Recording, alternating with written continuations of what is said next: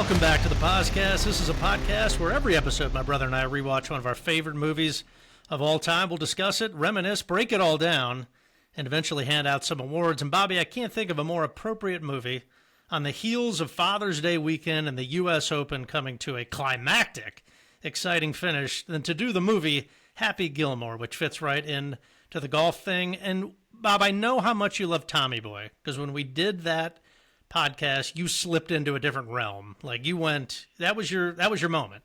However, when I think about comedies, Adam Sandler for you is the first guy that comes to mind. Now, it might be because Bobby LaCitra, one of your best friends growing up, literally is Adam Sandler encapsulated. I think they're like the same person. So I really associate Adam Sandler and all of his movies with you, Bobby. That's just what I think of. It's right. This is right in the strike zone. I mean, this is this is 94, 95, 96, 97. I mean, this is the heyday of dumb, comedies and with your buddies and old enough to get the jokes and be able to rewatch them, be able to not have any responsibilities but to rewatch movies. I think Tommy Boy and Billy Madison are the two movies that I've seen the absolute most, and this is nipping on its heels. And then you throw the component of golf, and then you throw in the component of, man, there's nobody that doesn't like this movie. I mean, some of these, I've got a lot of quotes, obviously, to go over, but just a lot of questions for you of, how long is this going to stick around? I always make the joke, Sweet Caroline comes down, okay? And everybody, bop, bop, bop. And I'm just like, in 200 years, what would that be? Your great-great-great-grandkids are there, they'll be going, bop, bop, bop. I mean, there's no amount of time that will pass where Sweet Caroline won't be a song that everybody knows. And will there ever be a time that nobody knows what Happy Gilmore is? I find that hard to believe, right? Won't everybody know what Happy Gilmore is until the end of time? Until we jettison off to Mars with Elon? I sure hope so. And I mean, look, you started that, Bob. This is one of the rare movies that you watch with your son. He's starting to get into that age where you could probably start diving in to a lot of the movies. I'm envious. I'm on the tail end of that. How did little Sam like this? Does it hold up for 10-year-old, 10, 11-year-old? 10-year-old. So I tried to introduce me. I'm like you, because you've told me how great it is to get your kids into movies. So I started way too early. A lot of them they didn't like. They don't like it as soon as it comes on and they know it's an old movie. They're like, this is an old movie. I don't like it. I'm like, well, give it a chance. So we've got over that hump with Sandlot, because Sandlot is an old movie. And so Sam and I were home alone. Mary and Olivia went to go see Aunt Michelle. And so we had a baseball tournament. We're home alone. We get Tasty China. And we're like, let's do Happy Gilmore. And he loved it. We were going to have him on this podcast, but YouTube kind of censors it, you say, right? We can't have small minors kids on this podcast, correct? Yeah. You get a strike. Which probably makes probably makes sense. And he's like, I want to do the podcast. I was like, well, okay, you got to make some notes. You got to have a take. You can't suck. You got to expand the base. He knows the rules. And I said, what were your favorite scenes? We'll talk about some of them. He loves, why don't you just go when you're home? So that hits. He loves the happy place because you kind of see her hiney. He thought that was hilarious. So it held up tremendously. I can't wait to show him Billy Madison, because I think Billy Madison is slightly funnier than this movie. But it held up awesome. I mean, it held up great. That's great to hear. Yeah, we're going to go through Adam Sandler, who just comes out on the scene like a rocket. Those 90s, he was just owning them. He's still making movies. I mean, this thing is almost 30 years old. That kind of shocked me. It does look old, when you're watching it. And then when you look at the date, we're talking February of 96, so almost 30 years. Dennis Dugan directed, Bob. He's also done a couple other Sandler movies, Grown Ups, Jack and Jill, Big Daddy. This is clearly his, going to be his Hall of Fame plaque there. Sandler's awesome. Christopher McDonald as Shooter McGavin is just awesome, correct? As a quote-unquote villain in a comedy movie, he's on the Mount Rushmore, right? We did a Hall of Fame plaque for stereotypes or typecast characters. And I should have looked back in my notes. I probably got it. And I think we left Shooter McGavin out. I've got some Bob's big questions about Shooter McGavin, but he is Shooter McGavin. He will always be Shooter McGavin. I can't imagine I cannot imagine. Jim Nance famously has said there's not one day that goes by that people don't ask him about the Masters. Not one day, and he loves it. I cannot believe that one day passes and people don't give him the shooter. Not one day, right? And the good thing is he's embraced it. I don't know if you follow him on Twitter. He owns it, right? Like a lot of these guys, they don't like the character that they're known for. They're almost like ashamed of it or embarrassed or tired of talking about it. Not this guy. He owns being Shooter McGavin, and I love it. Box office, $41 million. I should mention, the Champ is in this movie. Any movie with Apollo Creed in it automatically jumps up several notches. He's fantastic in it. Number 44 worldwide. Any guesses, Bob? I love doing this to you because your memory's awful. But we've covered this. 96, big blockbuster movies. M. Kevin Lawhon. What was the number one movie at the box office in 96, Independence Bobby? Day. I remember this. Independence Day, right? Yes. Independence Day. Some other notables. The Rock. Welcome to The Rock, which VX is, what was the gas, Bob? That's won a few Hall of Fame plaques since. What was it called? The MVP of The Rock by far and away is VX Gas. VX Gas has gotten more mentions than anything from any. It's a streak. You just see the line going from every podcast all the way coming back to VX Gas. It's incredible. Joe Bay, shout out to him. A memorable performance there. We also had Twister this year, Bobby. Fargo, a dark comedy. Get ready for a quote here, Bobby. Also Ransom with Mel Gibson. Give me back my son. I love doing that. And also the OG Mission Impossible. Bob, have you seen the conclusion, Final Reckoning, Mission Impossible yet? No, Sam Pazotic is half me and half Mary. He really wants to see it. He just cannot commit to 3 hours in the movie theater. He can't. I'll give you my opinion of it here. I think it's the first time I'm out laying my thoughts on Mission Impossible. I've had about 2 or 3 weeks to kind of process it all. You know how much I love Tom Cruise, and we'll see his movies till the end of time. No chance you take Sam to this movie. One, it's 3 hours. I think my one issue with it, they're doing two things in this movie. One, they're doing a Mission Impossible movie.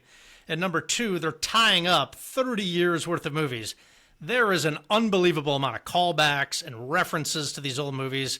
In a weird way, they tried to make it seem like this was all meant to be together, and I know it was not. I mean, we've kind of joked on this podcast before how, can you tell me the plot of any of the Mission Impossibles? No. But I'm getting action. I'm getting Tom Cruise hanging off of planes. To which I will say, this dude on the planes, which is the big action set piece, is incredible. And you would think the trailer that you're seeing is it? No, there's about 20 more minutes of this guy hanging off the plane. There's also this sequence where he's in a sub underwater. There's like no talking for 25 minutes. It's scary. It's claustrophobic. It's unbelievable, the action. But I just, at the end of the day, think they were just trying to do too much. And it's 3 hours long. I think you'd be bored, Bobby. But shout out to Mission Impossible. All those movies I just mentioned, Bobby, they're all great. Not a great commercial for Final Reckoning. Yeah, I mean, it's good. It's not great, which I was hoping for. But all those movies, Bobby, Best Picture, Joe Bay guessed it. Joe Bay guessed Best Picture in 96. Any idea what it was? It was not good. Was it The Pianist? The English Patient. Close. I mean, you're close. Now, what might not be good, Bobby, we have covered extensively how sequels generally are bad. They're generally really bad in the comedy realm. Next month, we're getting Happy Gilmore 2. Do you want it? Are you excited for this? Are you taking Sam to the theater? Couldn't be more excited. Okay, you're in. Okay. Yes, because it's going to be basically the same exact movie, the same exact punchlines, and after rewatching this, I'm here for it, man. There's going to be incredible cameos. The cameos we've seen on the trailer are great. There's those fights and Justin Thomas and Scheffler, and it's going to be great. It's going to be mindless. It's going to be an hour and 26 minutes. It's going to be fantastic. It's going to be fantastic. All right, Sam, you're taking him to the theater. Go check it out. Well, I think it's out on Netflix, isn't it? Isn't it a Netflix movie? Might be. Yeah. Okay. All right. So Bob Pazotic, you heard it here first, is in. Speaking of golf, I mean, we just finished up the U.S. Open. We'll talk about that at the end. There's a new show on Apple TV with Owen Wilson called Stick. Have you any interest, Bob? I've seen some episodes. I can Kind of let you in on it. Have you seen it? Don't even know what it is. Fill me in. All right, so he's an old washed up golfer. Like he basically they kind of reference. You don't really know what happened, but they keep referencing something. He essentially went tin cup, and his life just sort of spiraled down. This is Owen Wilson, the nose of the Wilson brothers. Yes. And he's a washed up guy. He's working at a driving range, working at like what would be the equivalent of like a Golf Galaxies, like fitting guys for clubs. And he just stumbles upon a golf prodigy hitting balls on the range, just like he can hear the shots. And he goes up and he's basically going to coach him and get this kid back into golf, who was a phenom. There's a reason he doesn't play golf anymore, and this is kind of his entry back. My guess is the guys at Apple TV said, give me Ted Lasso, but for golf. So they're trying it. Now, it's not quite to the level of Ted Lasso, and I'll tell you why. I don't think we're the demographic, meaning I'm looking at this through the lens of like golf. Like with Ted Lasso, I knew nothing about soccer. So maybe the stuff they were saying would be annoying. Like, I'm like, well, that doesn't make any sense. He can hit the ball far. I don't know if he can play golf.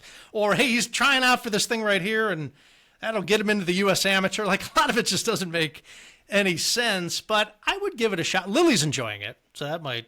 Is he like maybe a positive guy like Ted Lasso, or is he like a washed-up drunk? No, he's getting, there's some nuggets of like, so he's got some like, hey, if this happens, think of this. He's got some story. They're trying to do it. It's not quite there yet. But again, we're only 4 or 5 episodes in. But it's, the shows are 30 minutes long. But you can give it a whirl on Apple. Yeah. Adam Sandler. Bobby, what a career. This guy, I didn't even look. I should have looked, but maybe you did. What is this guy worth, Adam Sandler? If $500 million, like this guy, is he close to being a billionaire? Well, I have the Movie Star Net Worth page up for a different reason. So let me put in Adam Sandler. All right, closest to the pin. What do you say? 500 million. Yeah, basically, yeah, you nailed it.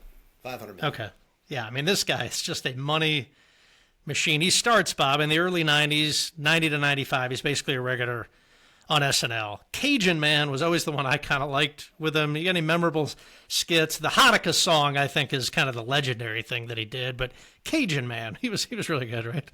Well, what's interesting is his most memorable characters for me are in SNL. They are his movie characters, but they're also his comedy special. They're all gonna laugh at me. Is incredible. It's not him stand up. It's skits. I mean, I could wind off a couple of them, but yeah, he's amazing. He's a one of one. There's no other comedian like him. I'm sure he's done stand up. Has he done stand up? I don't know, but that's not his stand up is not his deal. Not his thing. Yeah. Yeah, and anybody else who tries to do what he's doing would fail miserably, but for some reason it really, really works with him. Yeah, just a one of one is good. And what also seems really neat about him, he seems like he takes care of his guys, and the people in his circle are devoted and love the guy, right? I mean, kind of universally. I mean, he's taking care of a good swath of dudes here.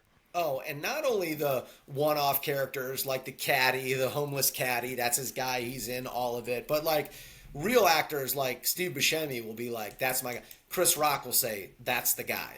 Kevin James, that's the guy. Like Sandler's the guy. Sandler's the man. That Rob Schneider, who's a B-list, a C-list, a D-list? I don't know. If he's like Sandler's Mike. Without Sandler, I don't have anything. So yeah, he seems like a great dude. Like doesn't get caught up in this.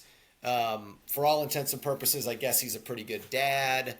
Well, he's rich, so obviously he's a good dad in your book. Doesn't get caught up in all the Hollywood stuff because he famously wears just crazy gear, and he still hoops. Every once in a while you get a YouTube video of Adam Sandler hooping, which is pretty cool. Yeah, you get him on Dan Patrick's show every now and again. He's like a real basketball guy. Like the guy can really play. Yeah, I love it. Like seems like he really can play. You talk about his outfits. So here is a guy who was famous, really famous in the 90s. He's still famous, obviously. But every year at the kids' high school, what they're done with now, during homecoming week, you do dress up, you got a theme every day. One day every week was always Adam Sandler dress up day. Oh, really? They get the big baggy shorts, the socks pulled up, the big baggy T-shirts. So still, 30 some odd years after this movie come out, kids in high school know who he is and want to dress up like him. I mean, that's probably the ultimate compliment, right? So 200 years from now, are they doing this? I need to know this. I mean, 200 years. I mean, we were just becoming a country 200 years ago, so there's no precedent to look back. But I need. They're going to be dressed up as Happy Gilmore, going da da da. Listen to these movies, Bobby. We'll do his Hall of Fame plaque later, but I want you to tell me what's the best one. So you said at 95 he starts this thing with Billy Madison. Follows it up, Happy Gilmore. 98, you get Wedding Singer, The Waterboy, Big Daddy 99, Mr. Deeds, 50 First Dates. Kind of goes a little serious, quasi with The Longest Yard. Click in '06 is really good. Grown Ups in 10. Jack and Jill 11. He kind of gets away from the comedies. He just kind of does these Netflix specials now. Uncut Gems and Hustle, which I've never seen, came out in 19 and 22. People have good things to say about it. I just don't know that I want to watch Sandler in a serious role. But of all those movies, Bobby, and I think I hit all the big highlights in there, what's your favorite? What's your favorite Sandler? Well, Mark, I'm pretty positive I can say with certainty you've never seen The Longest Yard because you said he went serious with The Longest Yard. You ever seen The Longest Yard with Adam Sandler? There's nothing serious about it. Well, I've seen the original, and then which was it's a comedy. It's a comedic version, obviously, of an old serious movie. Yeah, of some prison football with Adam Sandler. Yeah, real serious. Nothing is better than the originals, the first two. I don't think Big Daddy. So I showed Sam Big Daddy. We stopped 45 minutes. It's not as good as you. It's not as good as you. It's not as good as you remember. Nothing will compare. Now I love Mr. Deeds. We will redo Mr. Deeds for sure. But nothing compares to the Happy Gilmore Billy Madison right out of the chute. Nothing will be as classic as those two movies. I don't think. Yeah, I think it's Billy Madison, and it's probably right. Like, he's got all your material comes out the first one, right? I mean, he's a great writer on SNL. He's got all this stuff stored away, and he goes into it. Bobby, I didn't think there was a helicopter in it, but in pre-production, you said, "Oh yeah, I've got a helicopter rating, Bobby." So what could it possibly be for Happy Gilmore? I had to search for it. Now we said we gave a 0.5 or 0.48 if they kind of mentioned something that happened to do with a helicopter, but. There was a club thrown that made me think of a helicopter. So I gave it a 3. I gave it a 3 in the helicopter ranking. We're stretching a little bit. Joe Bay doesn't love when we stretch. He loves the integrity of the helicopter rating. It's kind of strange, though. As soon as we started the helicopter ranking, a lot of movies with no helicopter. No. Not been good. 3. I like it. Speaking of club throwing, Bob, we just got done watching the U.S. Open. Just giving these guys absolute fits. Rory McIlroy's just losing his mind out there. I mean, you ever think a guy'd be this miserable after accomplishing one of the great feats in sports history? It's we talked a lot about this golf course. You made a great analogy. People love the upsets in March Madness until they don't, until they've got George Mason in the Final Four, and nobody wants to watch that game. And then we want this golf course as hard as you want, but you realize they missed the fairway by a yard, and now they got to make a triple bogey. It was kind of, I don't know. And then it rained. It's like, so I don't need JJ Spawn. I don't need JJ Spawn winning major championships. I don't really, that didn't really do it for me. Impressive though, what he did down the stretch. More on that later, Bobby. Before we get into favorite scenes and hear what Sam thought was favorite scenes, you got any other awards for this thing? No, it got 4 nominations and 1 win, and all not for great stuff. A lot of Razzies for worst actor. It didn't really do much. I would say this. I felt very similar about Tommy Boy. This is nostalgia at its peak. So I can't fairly view this movie through the lens of now. It's a stupid, silly comedy. But man, as soon as how did you describe? It's like putting on a warm blanket sitting in front of a fire. That's great pair of jeans. Just putting them on. Just putting a great pair of jeans on. Riding a horse. I know how you like to ride horses, and you're so comfortable doing those. But it doesn't get better than this. And I've got a Hall of Fame plaque for Hall of Fame plaque for best golf movie / the one you'll watch next. And this is one that's going to be hard to beat. I know Caddyshack is great, but I think if you gave me, hey, you're going to a desert island or deserted island or whatever, and you got one golf movie to bring, I don't know if it's not this. I don't know if it's not this. Interesting to see. All right, let's jump into our favorite scenes. I'll let you start, Bob, with Sam, your little guy, his first quasi appearance. Yep. On the podcast. What was his favorite scene? Yep. So, why don't you just go in your home, Ball? Go in your home. Why don't you go in your home? He loved that. He loved that. He loved the fight, obviously the Bob Barker fight, and he loved Happy's Happy Place. We've got some women in lingerie. There's some making out. There's that little person riding the horse. So he got a real kick out of Happy's Happy Place. Mark, did any of those make your list of best scenes? The Bob Barker fight is definitely hilarious. It's unbelievably memorable, right? Iconic. The Price is Wrong, bitch. I mean, that's a very, very iconic scene. Yeah, Bob Barker just throwing haymakers. I mean, he had it going on there. Great. Yeah, not the Happy Place. I had just a couple others, and then we'll hear what you got, Bobby. When he fights the alligator, when he realizes that that's the alligator that took Chubbs' arm, I got a kick out of that. I thought that was great. The Waterbury Open to begin it, just kind of where you first get you see him hitting it, right? And doing we'll get to what holds up, but taking a swing like Happy Gilmore, pros do it during like pro-am. I mean, this is a thing that, Bob, 200 years from now, dudes will be hitting golf balls like that without question, correct? No doubt. Have you ever connected with one doing the Happy Gilmore? It's harder than it looks. Much harder than it looks, but it seems like it could work. It seems like it could work. Like maybe somebody needs to do that. Very tough to repeat it, but it seems like you can get a lot of momentum and a lot of torque doing it that way.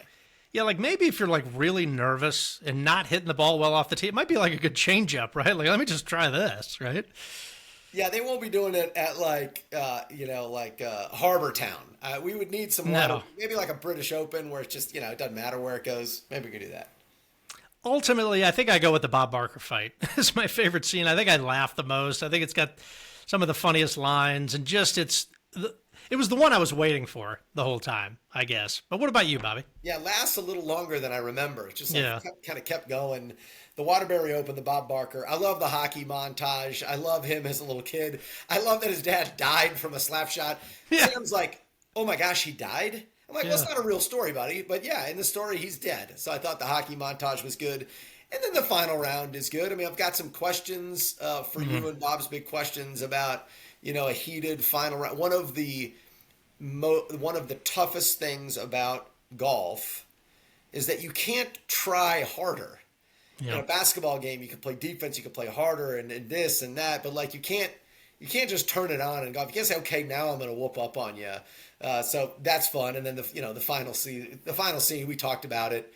Play it as it lies. I mean, that's technically how that rule works. I love how the commissioner has no backbone with Shooter throughout the course of the movie. But I think it's the Bob Barker fight. Yeah, I think we all. That's a 3, I guess. Other than to go in your home, it's funny you say that about you can't try harder. J.J. Spawn during the rain delay said his coach came up to him and said, "Quit trying so damn hard." Words to live by. Now, quotes, much like a lot of these '90s comedies, Bobby. I'm gonna let you cook here. I think the one I use the most is tap it in. Just tap it in. I mean, you always say that on the golf course. It's funny, and I also like that Sam likes, why won't you just go in your home? He's played enough golf to realize how maddening the damn game is. You just go in the damn hole. Like, what are you doing? We played the other day, and every once in a while, I don't know what it is about small children and women. They just have no touch. Like, he can putt. He's getting better, but there's sometimes he'll hit a 10-foot putt 35 feet. Like, what were you doing? It's like, I don't know. But I have taught him, Mark, probably the greatest lesson I will have ever, and you got to tell your story about your greatest accomplishment as a parent playing Taboo the other day. Oh. But I've trained Sam in golf, which he hasn't competed in golf yet. Well, he did that one. I threw him in a tournament too early. When you hit a bad shot, the only response is, it's a tough game. It's a tough game. It's a tough game. Well, he'll hit a bad shot. He goes, Dad, you know what? It's a tough game. probably my greatest accomplishment ever, if he can keep that perspective, which we all know he's not going to. Well, I'll just share it now. Let me do the greatest accomplishment, Bobby. Yeah. To your point. So, girls are home for Father's Day. You talk about a happy place. When the kids leave, like getting them all back together, becomes the happy place. So we're playing Taboo. We love it from 4 Christmases. Flip the tube gets said by everyone. Flip the tube. The tube. And so Chelsea and Ellie are playing versus me and Lily, and Chelsea has goat is the word she's got to get Ellie to say. Goat, right? She just goes, Michael Jordan is, and Ellie, without skipping a beat, goes, the goat. And I just said, we've all won. We've all won as human beings. We've won as parents. I was so proud, Bobby. I think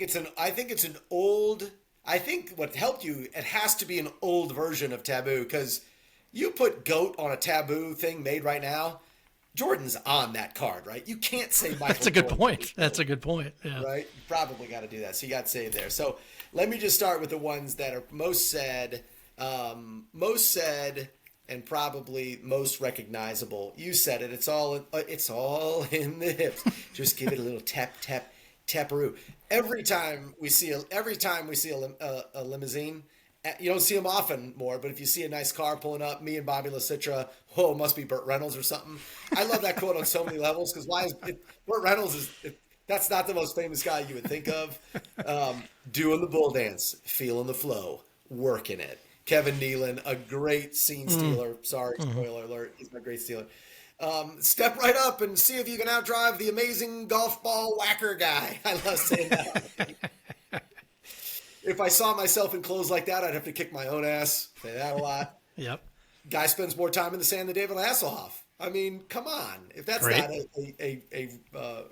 a quote that somebody uses, somebody's closer. Got to say that on the golf course. You eat pieces of shit for breakfast. Yeah. I mean, come on, that's incredible. It's great. Now, and then look at her. She's old. She's old. She's just old. I love when this isn't really a quote, but when he's at the bar with Shooter and he's about to fight him and he breaks the glass and the woman comes out, what are you doing? Oh, I was just looking for the other half of this bottle. There's some over there. The price is wrong, bitch. This is not a quote, but I love when Shooter is trying to putt and the crowd is going nuts and he makes it and he's pissed, but he still does the Shooter. He still goes, he's just angry, but he's still got to do the Shooter. Hey, you should play in the Waterbury Open. Yeah, I'll see you there. Love that. My fingers hurt. Well, your back's gonna hurt now because you just pulled landscaping duty. Grandma says, "How's your nice girlfriend?" Oh, she got hit by a car. She's dead. He does that a couple times. Yeah, he does. You know, my girlfriend just fell off a cliff. She died on impact. Can you give me a warm glass of milk? Can you trouble me for a warm glass of shut the hell up? You will go to sleep or I will put you to sleep. I love that.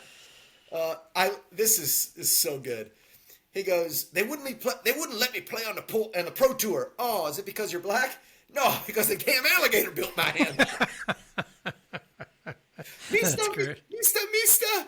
It happens twice when the lady jumps on her windshield and drops the air conditioner on her.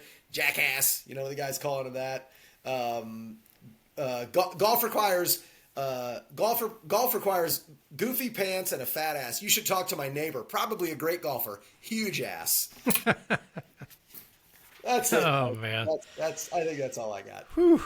A lineage of quotes. Quotes clearly hold up. Mark, And Hall of Fame plaque for best quote. Let's just do it now. What would you say?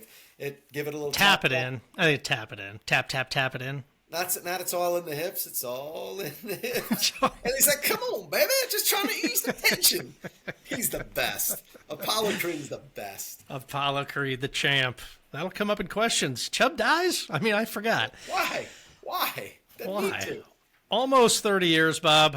Let me just give us a couple things to hold up. A narrator, you get happy telling us his life story. Cuts out probably 20 minutes of film time. And 1.5 hour runtime. Clean. That's the official runtime for a comedy. You got 90 minutes. Get in, get out. That's it. Holds up perfectly. Here's a comedy that wraps up, that stays funny through the whole movie. The final round gets a little long, but I'm in. I'm in the whole way. I'm like, oh yeah, I forgot about the final. I forgot about the plane off the foot. I forgot about all this stuff. I want to see it. You know, we've talked about Wedding Crashers just runs out of steam. You know, it's too long. Long drives. I mean, has anything held up in the game of golf more than long drives? I mean, chicks dig the long ball. Everybody wants to hit it. To your point, about 30 years later, we're just hit it as far as you possibly can, correct? That's it. What about what you know what holds up? And I have a video of it from your Phi Alpha Cup, the no lookie. Happy gives him the no lookie. I wrote it down. No lookie putts. Shout out, Dr. Tom Beller. Dr. Tom Beller, which if you use Chat GPT and say, who's the best allergist in the low country, it says Dr. Tom Beller. That's great.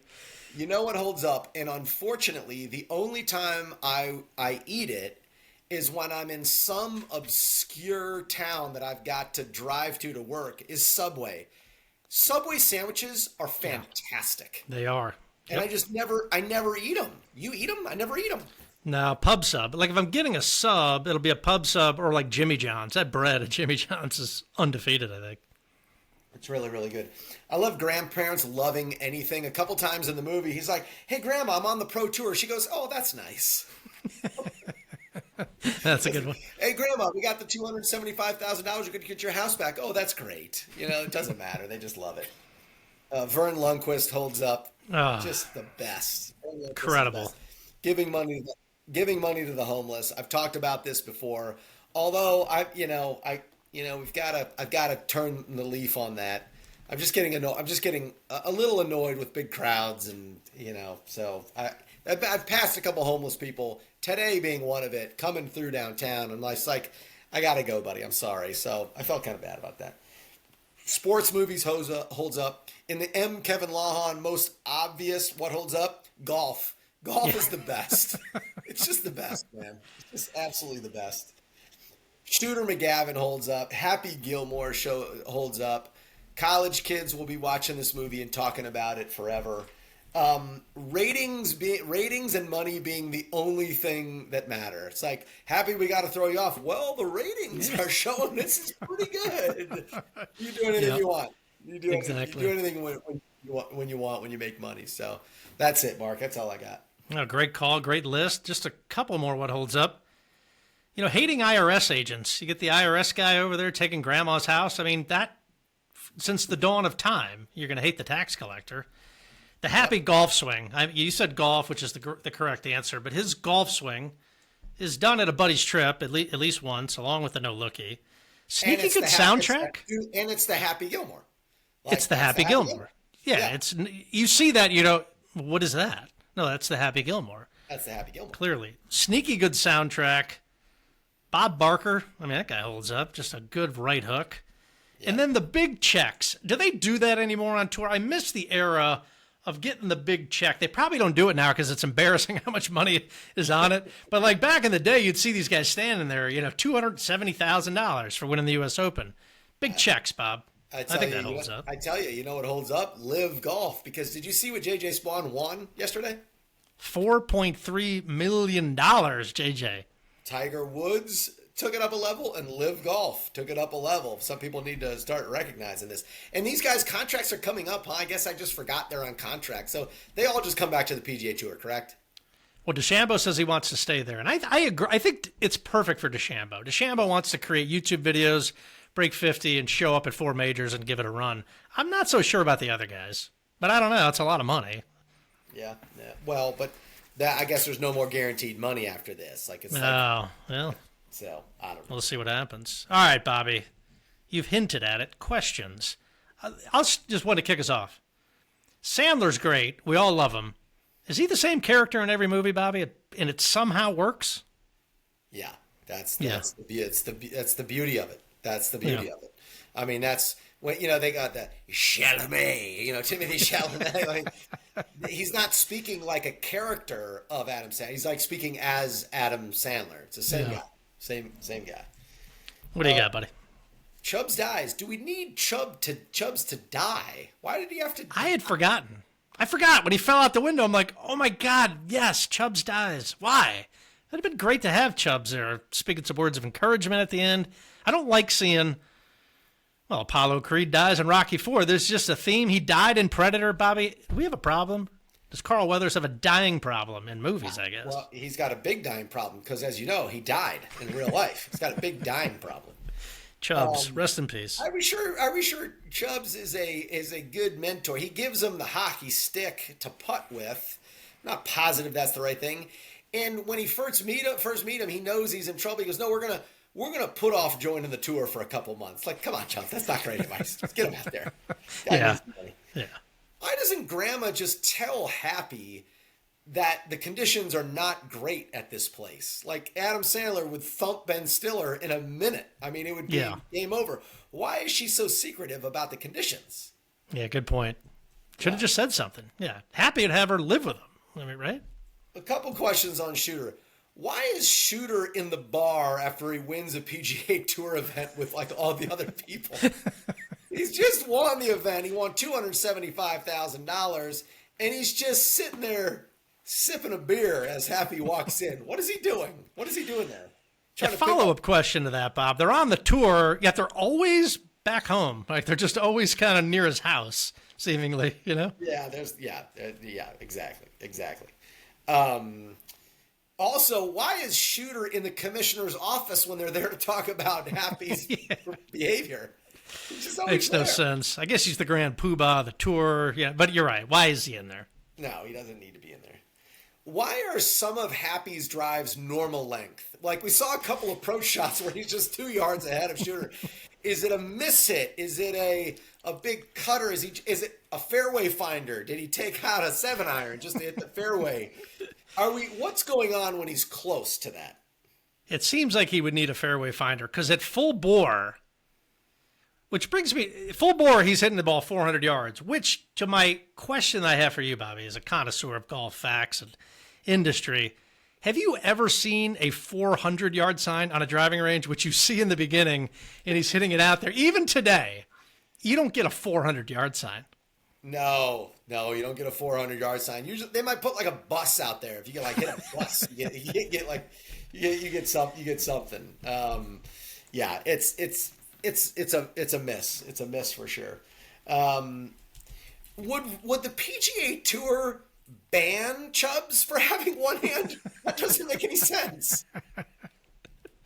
Was he banned? I didn't catch that. They kicked me off the tour. Why? Because you're black? No, because because a damn alligator ate my hand. Yeah, why would they kick him off? No, I mean he couldn't. He probably couldn't play anymore, but they wouldn't kick him off. Understood, but you just. But if you can shoot the score, you shoot the score. Correct. Yeah. Look, Chubbs has got a gripe, I guess. Stand with Chubbs. Yeah. And my last question: why is there a batting cage at the Waterbury Open Golf Course? Why is that? That's an unbelievable question. I thought he was near a driving range. It was like a driving range complex with the batting cages. No, that was actually at the Waterbury. There's a sign on it that says Waterbury. It's like part of the complex.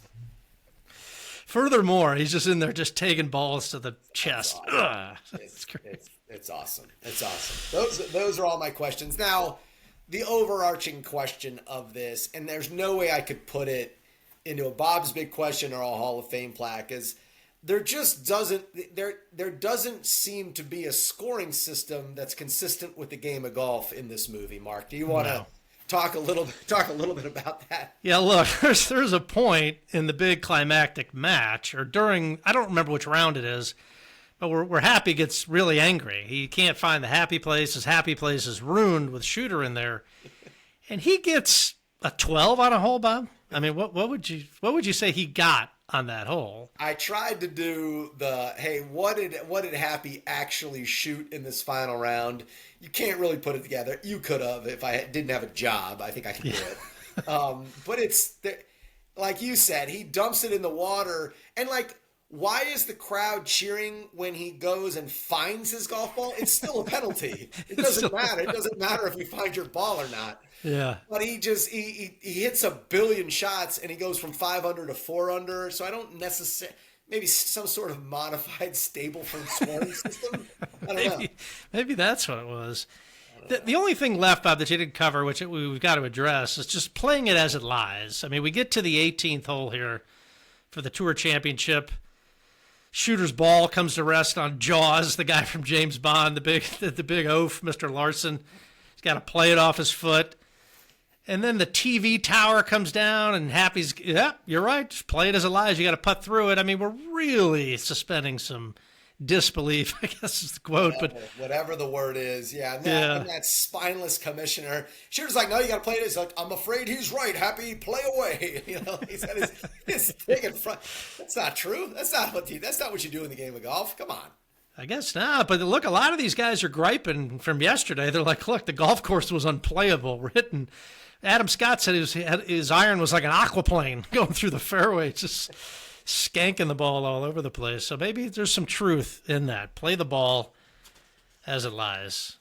All right, Bobby, let's hand out some awards. We start the Denzel Washington Award for the biggest badass of the movie. What do you got? I mean, it has to be. I mean, I don't want to just keep saying the same guy every time, but it's got to be Happy Gilmore. There's something about, like, hey, I've never done this. I got to go get this money for Grandma. And he just pulls up his pants and does his big boy pants, goes out there and wins the damn tour. He wins the tour championship. How are you not the biggest? How are you not the gold jacket? Gold jacket. Happy Gilmore is the biggest badass in the movie. He can handle himself, too. I mean, he could fight. He can fight. I do love his line when he's in there with those pros. He's like, what's this green? Oh, this is for the tour championship. Why? Where's your jacket? I do love that one.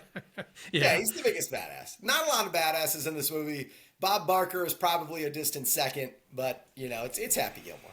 Well, Bob Barker wins my next award for the Matthew McConaughey Award for the best scene stealer of the movie. I went with Bob Barker. It sounds like you're going Kevin Nealon, correct? I think Kevin Nealon's amazing. And you wonder, like, all these personalities on the tour. Now these guys are robots, but I bet you back even in the not. Remember who was on that tour back when Tiger came in? Fuzzy Zeller and Lee Trevino and all these guys. There had to be some wacky guy that was making like $61,000 just grinding on that tour who was just, you know, on LSD probably because nobody cared. There had to be some of that going on back then.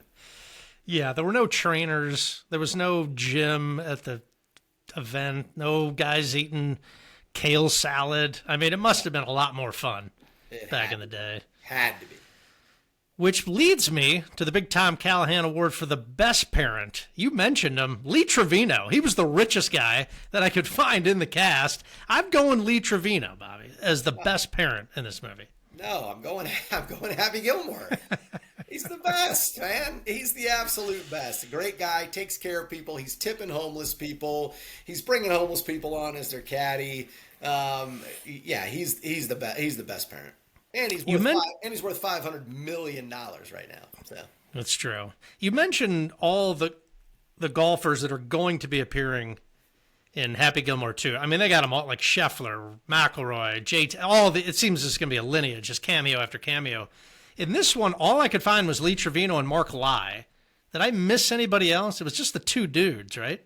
Where was Mark Lai? Was he in the gold jacket? Was he the guy? Yeah, he's in when they're standing there. He's got the gold jacket on. So it's those two guys, and that was it.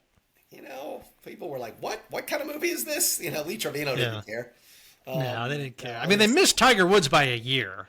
I mean, a year later, Tiger's probably in this movie. Maybe it hits a little bit different. Maybe. Who gets the Jenny Award for you, Bobby, as the worst parent?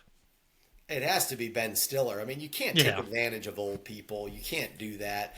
I got to think something like that maybe happens. Running that sweatshop out of the back. Great news, everybody! Craft Time just got extended for 2 hours. Yeah, it's Stiller. Yeah, it's Hal. I mean, I was, you come into it, you're like, is Shooter going to be the worst guy? I mean, Shooter's a bit of a douche, but he's just playing golf. He's just trying to win, correct? Yeah, and he doesn't want anybody stealing his shine. He's worked hard to get here, and he has, That's true. I had a runaway here, the eBay award from the item from this movie that you'd most want. That Odyssey hockey putter, I'd forgotten that it said Odyssey on the back of it. I thought that was really good. Anything different? It's great. It would be good on the wall. I think one of those big checks that says Happy Gilmore would be really Happy Gilmore. $12,900 would be very, very cool. Very cool. That's probably it. Would you want Chubbs' kind of broken hand just kind of glued back together? It would just look like a mess. I think the check. Yeah. The putter is the easy answer. You famously always take the easy way out. I dig a little deeper and went with the big check. Famously, I'm going to give you the win there. I do think the big check with Happy Gilmore on it. Thank you. Would be the best. We've got some bad decisions here, notably the Terrence Howard Award for the worst decision in the movie, Bobby. Well, it's already been. You've already told me that this isn't the worst decision. My worst decision was Christopher McDonald saying yes to playing Shooter McGavin. Now I looked up his net worth. Mark closest to the pin. Christopher Arnold, net worth at age 70. Now, how these websites get this, I have no idea. Yeah, $20 million. $4 million. So. Four. Yeah, at 70 years old, you're going to retire. You're not waiting for the next Social Security check. You got some money, but you guessed 20. So it doesn't seem like he just knocked it out of the absolute park. But you also have to be called Shooter McGavin every day of your life. So Mark, if you've got $4 million, now you passed the $4 million mark 23 years ago. I remember you called me. You called me and you told me when you eclipsed the $4 million mark. So you're probably like, oh my gosh, he's poor. He's on dire straits with $4 million at 70 years old. But do you trade in a net worth of $4 million at 70 to deal with all the Shooter McGavin nonsense your whole life? That's Bob's big question. Yeah. I think they're undervaluing it. I think he gets a lot more mileage out of that. So I think it's more, but you're right. It's got to be pretty damn annoying. You can't go anywhere. Shooter! Yeah. So, yeah, I think that still might be my worst decision. What's your worst decision? I'm going to take that one. No, I guess I'll steal it. But more importantly, Bobby, it is time. Time for your big questions and Happy Gilmore. All right, what would Happy shoot? What do you think doing that swing, from 180 yards in, it's going to be very, very difficult with that swing. What does he shoot? What does Happy shoot? He's a very entertaining 8 handicap. As we all know, Bobby, this game is 100 yards and in. It really doesn't matter how far you can hit the ball. So he's a very entertaining 8.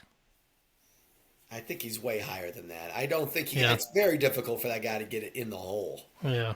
Why don't you just go in your home? When he shook, what do you think it's like? There's no answer to this Bob's big question, but I always laugh and chuckle about our rock take. When they brought the camos, whose job is it to bring the camos? How do they do it? Who brings the kit with all the murder kit? Who brings the murder kit? What is it like to show up to a golf tournament? Where do I go? Here's the sign. What's your name? Well, do you have your ID? It's Scheffler, Scheffler. What is that like? I need a DeChambeau video, and I'm sure it's out there. From the time you turn down Magnolia Lane, what do? What's that like? That's good. I don't know that I've ever seen anything like that. That'd be a great DeChambeau video. Now, do you mean from like a Scheffler standpoint, or if I'm Rick Fox or Ryan Fox showing up to a tournament? Two totally different things. Ryan Fox, because you're getting stopped at security. Like, sir, there's a golf tournament going on. Like, no, look, I'm here. I'm here to. Well, Scotty Scheffler got arrested. That's true. That's how you don't show up to the tournament. I always found it interesting. Like at the U.S. Open, a lot of times, those guys will have like a little like badge almost, like a little thing, and some of them are wearing it. I think that's to like get on property, right? Like I just think that's because look, a golf tournament encompasses lots of acreage. I mean, any dude dressed appropriately could just kind of stroll between the ropes. Like you need some sort of identifier. Yeah, how hasn't that happened?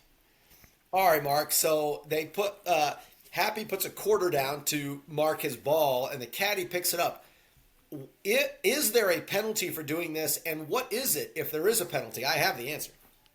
Well, Shane Lowry just did this week. He was so disheveled, went down, picked up his ball, forgot to mark it.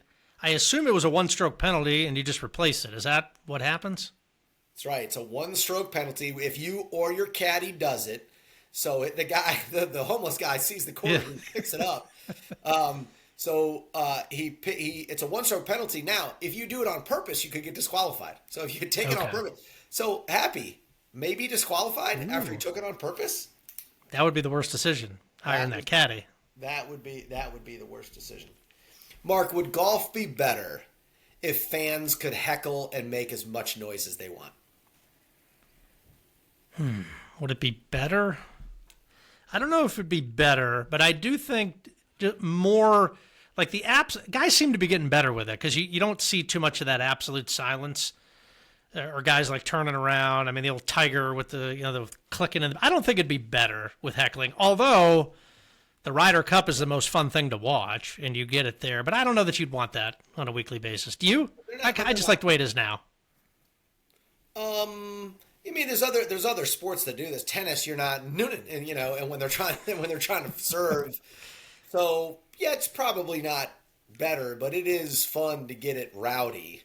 Like the Ryder Cup, but probably not every tournament.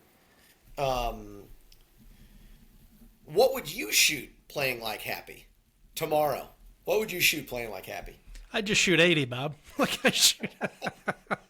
No, I think you're going to hit some really, really bad tee shots. Correct. Yeah, I don't think you break 100. There's no way you break 100. Yeah. Speaking of which, do you want to weigh in, Bob? And I kind of have an answer. The guys played Oakmont today, set up U.S. Open length tees, pin locations. Who are the guys? Who are you talking about? Media guys. Oh. You get in there and they did a thing. And a guy from the Golf Channel who was a .6. Okay. I have what he shot. What do you think he shot? A .6. So he's a scratch golfer. You know, it's great. I'm a 5 handicap right now, and if I showed up and someone said they're a 5, I'd be like, oh my gosh, this guy's basically a pro. Meanwhile, I could shoot 92 immediately. Correct. I don't know how I'm a 5. And I keep all the scores. I don't know how I'm a 5. So a scratch golfer goes out there, and I would say he shoots spotters. They must have, because I will agree, you can't finish that golf course without spotters. So they must have had them. Yeah. So he probably shoots. What did he shoot? He shot 92. 93. Excellent guess by you. 93. Okay. Yeah. Got to have spotters. There, you just wouldn't finish. Yeah. No, they could hardly find the ball with spotters there. It's ridiculous. Yeah. All right, Sammy's favorite scene was the happy place. Mark, what's in your happy place? Well, look, admittedly right now, since my kids are just kind of leaving and gone, it's getting everybody together. I just, you have so few of those moments now. That's the happy place. It's your whole crew together. The whole crew together. It's great. Who does this movie remind you of your friend group? It's a slam dunk, Bobby Lasitra. He's going to be upset he's not on this. I haven't told him this yet. He'll hear it. I think he'd be terrible on the podcast. Sorry, Bobby. You're too quiet. When the pressure's on, you get a little quiet. We don't need that. So I'm sorry, Lasitra. I know you're going to be mad you're not on this one. Who does it remind you of in your friend group? I don't think I have. Who were you in 96? You were what? I was married. You were married. Okay. Yeah, it's Lasitra. I just, he's your guy, but Bobby Lasitra is Adam Sandler to me. Yeah. All right, Mark, last one. Well, this isn't a Bob's question. Did you know that, so my question was, is Apollo a great singer? You hear him singing in heaven. I was like, this guy's pretty good. So I go on Spotify, look up Carl Weathers. He did release a song called You Ought to Be With Me in 1992. It's pretty good. The champ. Good job. Mark, have you ever gotten hot on a golf course? So, meaning okay, now I'm going to start playing. And let me be very clear. Oh, mad hot? No, not just hot. Me and you were playing. I made a couple birdies. Oh, we're like, hey, and you competed at the college level. And you'd be like, all right, I'm going to go compete. I'm going to go get a guy. I played junior golf long time ago. And haven't played any competitive golf outside of a member guest, which is technically competitive. And anytime I hit a good shot or make a good score, it's just relief. I didn't have anything to do with it. It's basically luck that I did it. I've never been like, I'm going to go birdie this hole and do it. Mark, have you ever got hot on a golf course like that? No, I think when I was good playing competitive, I thought my best absolute trait was the ability to be very, very calm. Good shot, bad shot, anything. I was really, really calm. I would never make a lot of mistakes. That was no. I don't. To your point, it's hard to play golf angry. It's hard to like. Oh, hey, we need a bucket and need a bucket now. I'm gonna go get one. I don't. Can you force a birdie? I just don't know that you can. Well, I can't. I cannot. Let me be very clear. Let me be very clear. I'm trying to, but I can't. Mm-hmm. That's all of Bob's big questions. Fantastic, Bobby. All right, the Rudy Sack Award. Most emotional moment in the movie. Laughter, Bobby. Isn't emotion. What did it for you? Yeah, it's all in the hips, when he gets in there and he gets all up on him, and you can see Sandler breaks. He's like, "Get off of me! What are you doing?" I love that part, man. I love that part. It's hard to choose because every single one of those quotes that I listed off about 40 minutes ago just gets me laughing. But I love when Chubbs gets into him and Sandler breaks, and they leave it in the movie. It's awesome. Yeah, I think it's the tap it in. Look, you get the champ in a scene, I'm going to like it. And just the tap it in is the most memorable quote to me out of that movie. You had a bunch more, but tap it in is kind of what does it for me, Bobby. The ending. Let's start right here. And then I'll ask, you've already answered the question about the sequel. You are in. You are dialed in. You're ready. You're going to love it. The ending to this movie, the whole play it lies, you're going to get the wacky putt. Did we have to go so goofy? No. Or I guess it's a comedy you did, but couldn't we just have had him just beat him golfing? No, he's down to 18's a par 4. You don't show him holing out before, and he holds it out from the tee. That's how you win. That's how you end. That's how you end it. Whatever the math needs to be, where he can't double eagle and catch him or whatever. That's how you end the movie. Yeah, I thought it was just a little too silly. I mean, I know it's a comedy, but it's like kind of jumped the shark a little bit. Like the realism of that last putt. Really got you. Really got you angry. Yeah, it was a challenge. It was a challenge. All right, Bobby. Hall of Fame plaques. I mean, do we need to do Christopher McDonald? He is Jerry Jones in Ballers, but I think this guy is officially Shooter McGavin. Did you realize that was Julie Bowen, Bob? Claire Dunphy, who's good. Obviously, that's her Hall of Fame plaque, but did you realize that's who that is? This is the Hall of Fame plaque for this version of her. It's not the same woman. There's no chance it's the same woman. It's incredible. It's bizarre, right? She looks absolutely different, correct? Totally different. And she's better looking now, not even close to be. She's better looking now.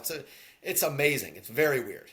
Totally agree. I knew coming into it was Julie Bowen. Yeah. But then I'm watching the movie, I go, am I wrong? I almost had to double check it. She doesn't look like the same person. Yeah. Very, very strange. Yeah. It's like Javier Bardem in Dune and in No Country for Old Men. You just don't know. You just don't know. Is that the same guy? He'll always be Apollo Creed, Bob. But let's give it just a shout out to Chubbs and Dylan. But it's Apollo Creed for Carl Weathers, the champ. Rest in peace. Apollo. Bobby, I don't know how you pick Adam Sandler's Hall of Fame plaque. You said Billy Madison is his best movie. I probably agree. That's probably the funniest. He's probably always going to be Happy Gilmore to me. So that would be my Hall of Fame plaque. But is it Billy Madison for you, or him singing the Hanukkah song, or what is it? I don't know, man. I think it's Billy Madison, maybe with a hockey stick in his hand. The Odyssey hockey putter. It's a mix of those two. It's a blend of those two. That's all I got, Bobby. What do you got? What are your Hall of Fame plaques here? All right.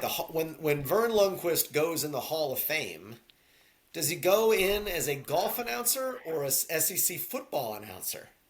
Gosh, he is great, right? Does he go in your life? Yeah.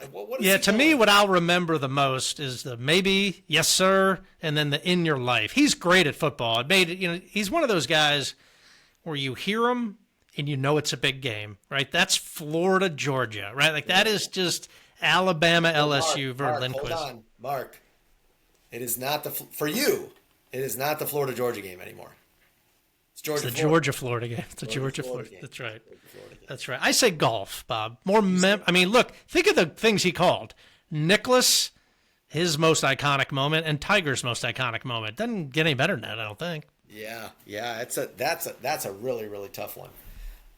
All right, so Lee Trevino in there we had this idea. I came with this idea that, listen, what if this was like back in the day when I was trying to change career, or I was thinking about changing careers, and like, what if I could create this golf like fantasy golf trip. Like, hey, we're going to get you on, Pebble, and you're going to play with Tiger.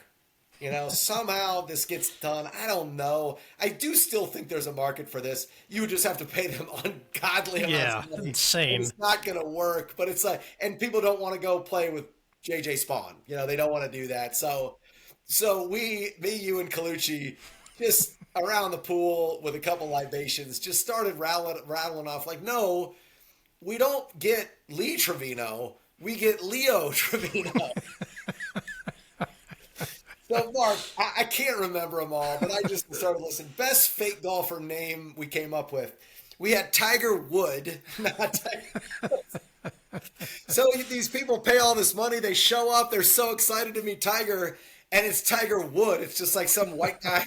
We've got Arnold Palmiero. He comes, he got a big sombrero on. They think they're meeting Arnold Palmer. We've got Leo Trevino, which is really good. We've got Jack Nicklaus. It's not Jack Nicklaus.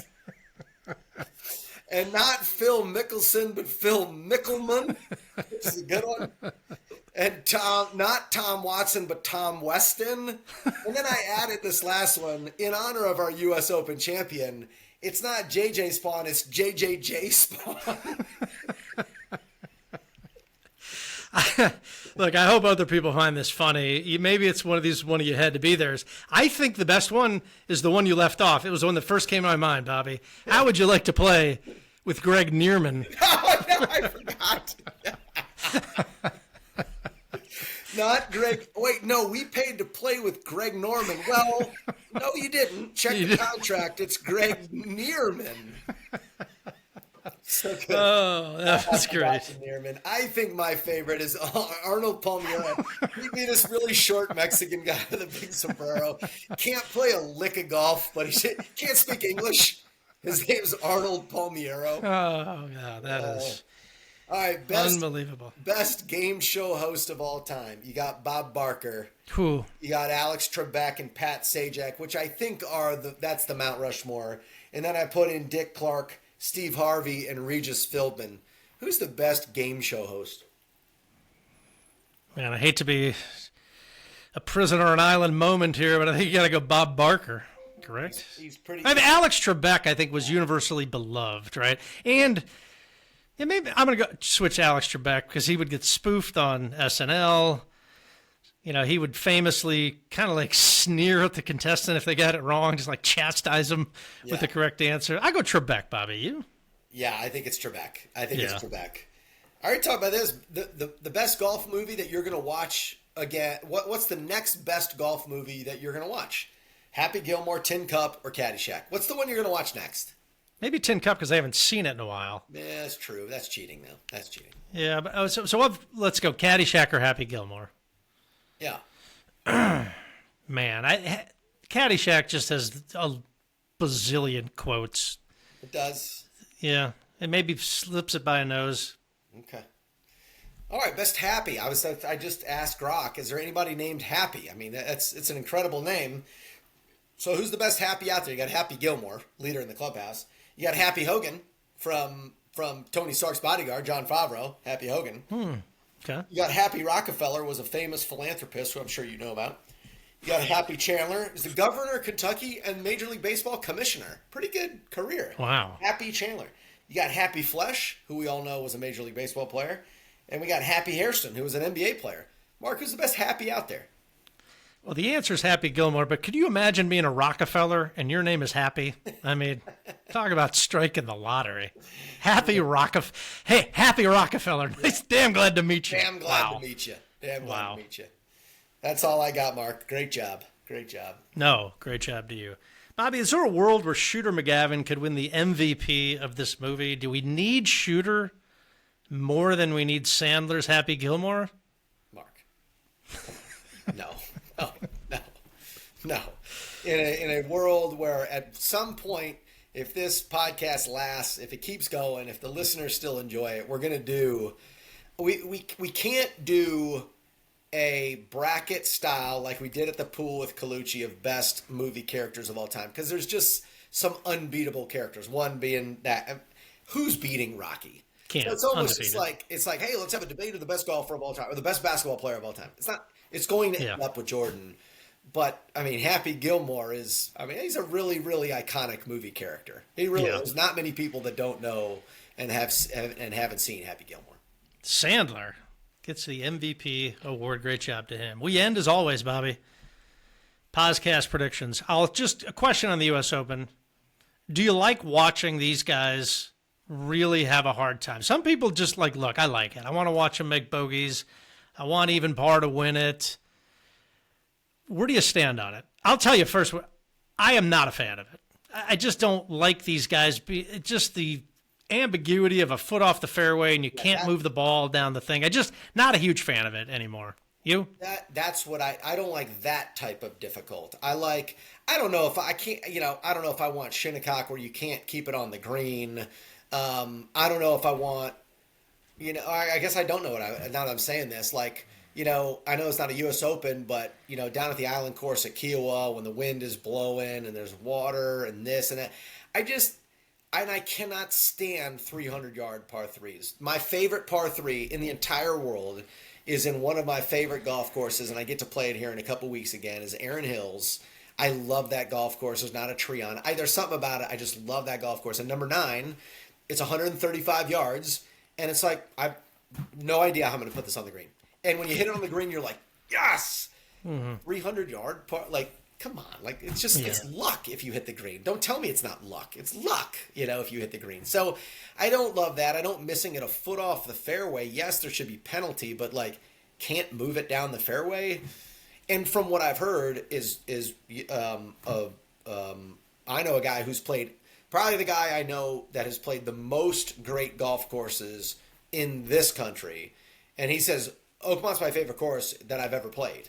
But I think you play it with normal rough, and I still think it would have been awesome. So, no, don't love it. Yeah, I would agree. No, I think, look, that tournament made me just realize why Augusta National is the best golf course in the world, the best tournament, because it's fun. You can make birdies, you can make eagles, but you can make doubles. It's just let guys go out and win it is how I would prefer, which leads me into a prediction here for you, Bobby. Well, J.J. Spawn shot 32 on the back, so he Oh, look, he saved it, right? He doesn't make birdie. The tournaments, I don't know if it's remembered as fondly. Yeah. Now it goes down as one of the iconic moments. 65-footer on the 18th hole to walk it off. Good for him. Only one major left. That's kind of why I don't like the schedule with the PGA being so early. Who wins a British Open, Bobby? You got a month ahead of time. Really putting you on the spot here. Who wins it? JT Poston? Is he taking that guy? I don't even know if he's in the tournament, but sure. All right, well, so you can't take JT Poston because that's an easy pick, and you can't take Scheffler, right? Let's take Scheffler out of it. Do you think he's going to win? Yeah, he's approaching. He's going to win it. yeah, that's if you got. He played about as bad as he could possibly play, and he still should have won the tournament somehow. Well, does this segment mean everything? I think our last prediction is Georgia's going to win everything next year. That's what we last. That's true. That's true. So I don't know if we've jumped the shark in our podcast predictions. But yeah, I'll take Scheffler if I had to bet anything. You heard it here first, Bobby. The Pacers Scotty. The Pacers win tonight. I probably should have asked you that. I didn't realize the NBA was on tonight. No, I'm going to go. Where are they playing? Oklahoma City. Oklahoma City wins. You? Oh, no, you're a Pacer guy. You got your buddy there, right? I'm a Pacer guy. They should have dang won. Well, I shouldn't say they should have. But it's 2-2, but it seems like it's an uphill battle. That place will be bonkers. But no one ever thought they were going to win any games versus teams. So who knows? Yes. Isn't the OKC guy a Gator? I saw Coach Matt McCall tweet something about 2 former GAs are battling out in the final. Is that accurate? Was a graduate assistant way after me. But yeah. Two guys. Yep. The Billy Donovan tree moves on. Been a blast, Bobby. Happy Gilmore. Go see it if you haven't seen it in a while. We'll see you next time on the podcast.